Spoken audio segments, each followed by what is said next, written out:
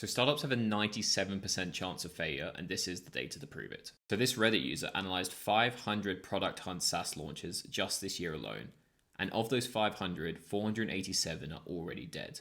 And not just dead as in they might not be doing great, but dead as in the founder has completely moved on to do something else and they haven't been updated in over 6 months. And of those 500 launches, 487 made less than 1k MRR, 456 had less than 100 active users, which meant that only 13 startups made enough money to even pay the founder a salary. And whilst this might sound quite pessimistic, there's actually some useful learnings and patterns that we can identify from the startups that failed and also the ones that succeeded.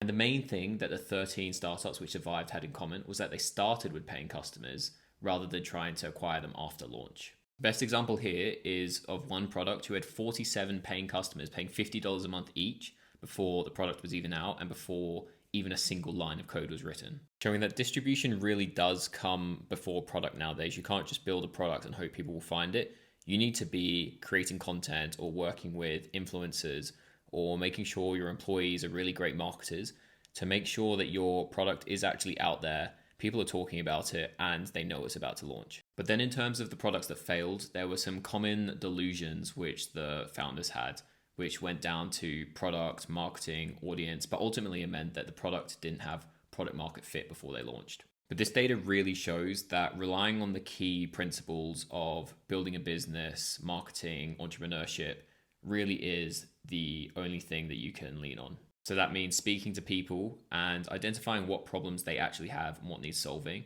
and then going back and thinking what is the best way to provide a solution to that problem and what vehicle does that solution take.